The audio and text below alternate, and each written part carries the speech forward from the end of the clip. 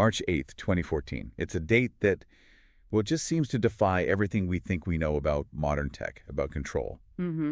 A Boeing 777, 239 people on board, just vanished. Utterly vanished. No distress call, no wreckage found initially, no clear explanation. It's, for a decade now, Flight MH370 has really remained the most baffling aviation mystery of our time. It absolutely has. And today, we're going to take a deep dive. We'll look into exactly what we know, what we, well, don't know, and maybe why this story still grips us so fiercely. Yeah, exploring the theories, the revelations, and those questions that just keep hanging there. Exactly. The haunting, unanswered questions. What's truly unsettling, I think, is how in this age of ours, constant connectivity, global surveillance everywhere, how does a massive airliner just disappear? It's not just about a missing plane, is it? It's like a profound challenge to our whole belief in technology, always knowing, always seeing. And a reminder of how big and, well, untamed the planet still is. Precisely. Vast, wild spaces. So to really get a handle on this, let's nail down the basics of MH370 itself. What was it? Where was it going? Who was on board? Okay, so we're talking about a Boeing 777-200ER Malaysia Airlines Flight MH370. Yep. It took off from Kuala Lumpur. That was at 0.41 local time, heading for Beijing. Standard flight path. Seemingly routine. On board, you had 227 passengers and 12 crew members, so 239 people total. Wow. Yeah, from 14 different countries, just embarking on what should have been a normal flight. And what's really chilling is how fast and how quietly that all happened. That's the key, isn't it? The quietness. At 01.19 a.m., you get the very last voice contact, casual, "Good night, Malaysian 370. Just like that. Then, just 2 minutes later, 01.21 a.m., the transponder. That's the thing broadcasting the plane's ID, altitude, speed. Crucial piece of kit. Absolutely crucial. It was turned off. And Intentionally. Yeah, a failure. An action. That's the implication. A deliberate act. The plane then, poof, disappears from civilian radar over the South China Sea. But that wasn't the end of the tracking, was it? No, because Malaysian military radar later showed something startling, unexpected. MH370 didn't just vanish, it made a turn. A turn? Where? First west, back across the Malaysian peninsula, then it veered sharply south, out over the Indian Ocean, completely off course. And that turn south is what triggered this absolutely unprecedented search effort. Oh, unprecedented is the word. It became the largest, most expensive aviation search in history, period. And the search zones kept shifting, didn't they? First, the Gulf of Thailand. Right, based on the initial disappearance point. But then with that military radar data and later the satellite data, the focus shifted dramatically. Southern Indian Ocean. Yeah. Which is just vast. Unimaginably vast. The underwater search alone eventually covered over 120,000 square kilometers. No. That's bigger than many countries. And the result? After all that? Deeply frustrating. Only a few small, confirmed pieces of debris ever washed ashore, miles away, years later. Like the flaperon on Reunion Island? I remember Yep. that. 2015. Exactly. That piece, part of the wing's trailing edge, was vital. Its condition hinted, perhaps, at the nature of the impact. Did it break up high, hit the water intact? But just a few pieces. Just a few. And the sheer lack of findings from such a massive effort that almost became a data point itself, How so? It just screamed, look how huge and untamable our planet still is despite all our technology. It really forced us to confront the limits of our reach. Yeah. And that uncertainty, that's what fuels so many of the theories that sprang up. Right. Because when the search turned up so little, that void, it just got filled with speculation, didn't it? Absolutely. Theories ranging from, well, chillingly plausible to, let's say, pretty far out there, they became the new focus. So let's unpack some of the main ones. First, one that often comes up first, Yeah. Captain Zahari Ahmad Shah, the pilot. The deliberate action theory. What's the core of that? Well, the unsettling detail, the one that gets highlighted a lot, is his home flight simulator. Ah, yes, the simulator. It apparently had a flight path programmed on it that was strikingly similar to that final suspected route into the remote southern Indian Ocean. Which led some investigators to suggest That he might have carefully planned a murder-suicide, took the plane and everyone with him. that's a huge leap, isn't it? What about motive? Evidence. And that's the crucial counterargument. There was no solid motive ever established, no suicide note found, nothing definitive. And people who knew him. Colleagues, friends, family, they insisted he wasn't depressed, not suicidal. So it raises really important questions about jumping to conclusions based on, well, circumstantial evidence like a simulator route. It feels like, relying on that one detail, especially without a clear why, is tricky. How do investigators even balance something like that? It's incredibly difficult. It highlights our perhaps human need for an explanation, often a human one. When faced with something so inexplicable, we're uncomfortable with ambiguity. Yeah. And the lack of a why is central here. When there's a tragedy, we look for a cause. Sometimes the simplest explanation, even if unproven, feels easiest to grasp. Okay, so if it wasn't deliberate pilot action, what about a catastrophic accident? The hypoxia theory. Right. This paints a very different but equally terrifying picture. How does that work? The scenario suggests a sudden, maybe rapid loss of cabin pressure. Oxygen levels plummet. So everyone on board. Passengers and crew, they would lose consciousness within minutes, maybe seconds, due to lack of oxygen. Hypoxia. On the plane.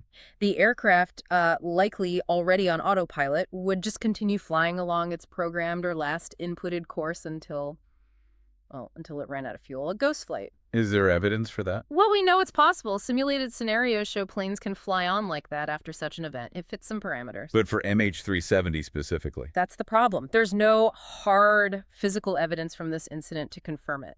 It remains a plausible accidental scenario, perhaps one of the more plausible ones, but without proof, it's still a theory. I remember right at the beginning, everyone jumped to hijacking or terrorism. Especially when those 2 passengers were found with stolen passports. Yes, that was a huge initial flag. Understandably. But that theory kind of fizzled out, didn't it? Why? It faded relatively quickly for a couple of key reasons. First, no terrorist group ever claimed responsibility for an act this spectacular. That's unusual, highly unusual. Right, they usually want the publicity. Exactly. And second, investigators couldn't identify any known group that had, 1, the motive, and 2, the sophisticated capability needed for this. What do you mean sophisticated? Well, think about it. It wasn't just seizing the plane. It involved knowing how to specifically disable the transponder, possibly other communication systems too, and then navigating the plane deliberately off course, undetected for hours. That takes planning and expertise. Okay, that makes sense. Then we get into the more speculative end of things, the shoot-down theory. This one draws parallels, sometimes loosely, to past incidents. Think KL007 back in '83 or Iran Air 655. And the claim is? The claim is that MH370 was somehow accidentally shot down, perhaps during a military exercise in the region, and that this was subsequently covered up by whoever was responsible. Is there anything to back that up? Let's be really clear here.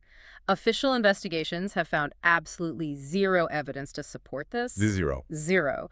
Conspiracy theorists, of course, keep this one alive, but there's no credible indication, no wreckage analysis, no radar data release that points to a shoot-down. And then, perhaps even more out there, is the theory involving the U.S. military base at Diego Garcia. Ah, yes, Diego Garcia. That's a highly controversial one. It suggests the plane didn't crash, but was somehow intercepted and diverted to that remote base in the Indian Ocean. Why? What's the supposed reason? The why varies wildly depending on the version of the theory. But again, the core issue is evidence. There isn't any. None.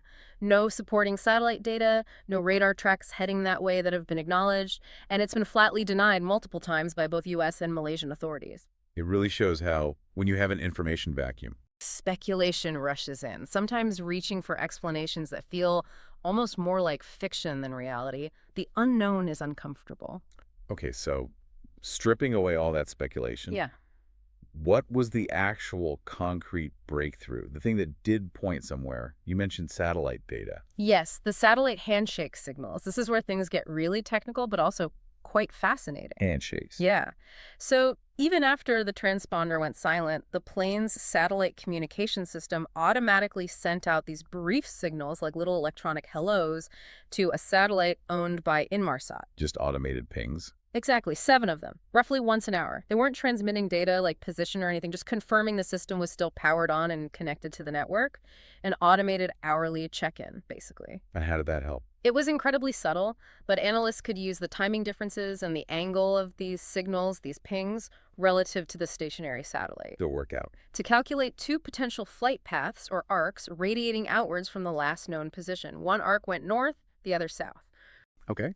But considering the plane's fuel range and the lack of sightings along the northern path, investigators focused on the southern arc. This became the most significant clue, really. The most significant clue. Wow. Yes, this data, these 7 pings, led them to believe that MH370 likely flew south for several more hours before finally crashing into a remote part of the southern Indian Ocean, likely west of Australia. So that Inmarsat data, that was the key to defining that huge search area. It was the breakthrough, yes. But even that amazing analysis only tells you so much. It gives you a massive arc, not a pinpoint location, still a needle in a colossal haystack. And the impact of all this globally, it's been immense. You think about the families. Oh, absolutely devastating. The lack of closure is a unique kind of torture. Many still believe, understandably perhaps, that information is being withheld, that someone, somewhere, knows more. And then you had the rise of the amateur sleuths, right? People online trying to crack the case. Yes, social media exploded. Citizen investigators, independent groups poring over satellite images, crunching data. Sometimes they offered genuinely interesting perspectives. Other times, well, it added to the noise and confusion. But that deep suspicion remains for many, doesn't it? That maybe classified military radar data could hold the key. It does linger. That feeling that, surely in this day and age, someone's radar must have seen something more definitive. The lack of a clear answer, coupled with the sheer weirdness of it all, creates this vacuum that official reports just haven't been able to fully fill for everyone. It taps into a deeper public mistrust sometimes. So, fast forward to now. A decade on, where do things stand? The official search was suspended back in 2018, right after Ocean Infinity's first attempt. That's right. Ocean Infinity, a private deep-sea exploration company, conducted a massive search but ultimately found no wreckage, and the official government-backed search efforts were wound down. But now, in 2024, there's talk again, a renewed effort. Yes, there's a renewed glimmer of hope, and it feels potentially more significant this time. Ocean Infinity is proposing a new search, potentially starting soon. What's different now? Why go back? It seems to be spurred by new analysis, potentially new refinements of that original satellite data, but also advancements in technology. Like what? Things like AI-enhanced drift modeling for ocean currents. So trying to more accurately predict where debris might have ended up based on those few pieces found years ago. Okay, working backwards from the debris. Exactly. And also just generally improved seafloor mapping technology. Sonar tech gets better all the time, allowing for more detailed, more precise scans of the incredibly complex ocean floor in that region. So the hope is still there. The main wreckage, the fuselage. And crucially, the black boxes, the flight data recorder, and the cockpit voice recorder could still be down there, intact or largely intact.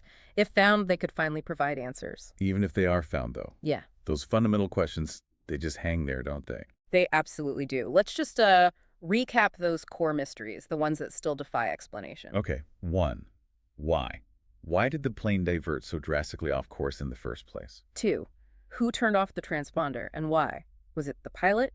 Someone else? 3. Why no distress signal? The plane flew for hours after diverting. Why silence? 4. Was it ultimately a catastrophic mechanical failure that somehow cascaded? Yeah. Or was it deliberate human intervention? The fundamental question. And 5. Why hasn't more debris been found? Despite the biggest search ever, just a handful of pieces. Where is the rest? It's these questions that make MH370 so uniquely haunting, I think. It really does tap into something deep, doesn't it? Like a primal fear of the unknown, the unseen. Definitely. In our world, saturated with radar, satellites, instant communication, the idea that a huge piece of technology like a 777 can just vanish. Without a trace. It profoundly challenges our sense of security, our belief in technological control, and makes us feel, well, vulnerable. It's like a wound in aviation history that just won't heal because there's no closure. Exactly right. And behind all the tech and the theories, you always have to come back to the human stories. Always. Those 239 lives. Their families still waiting, still searching for answers after a decade. That's the real heart of it.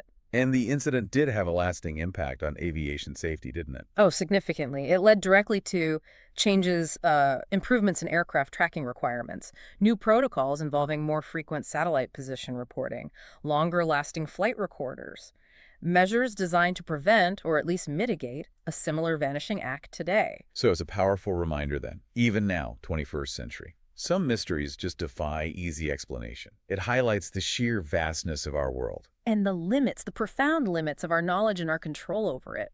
MH370 isn't just about a missing plane. It's about those 239 people in a world still grappling with the unknown. Which leads us to a final thought. Something for you, our listener, to consider. Given all the advanced technology we deployed, the unprecedented scale of the search, what does the enduring mystery of MH370 truly reveal about the power of the unknown, about the limits of our control, especially in the face of the planet's most immense wild spaces? And what does it say about our deep human need for answers, for closure, even when it seems utterly impossible to find? Until we know the truth, if we ever do, we remember them. All 239 souls. And we keep asking, what really happened to Flight MH370?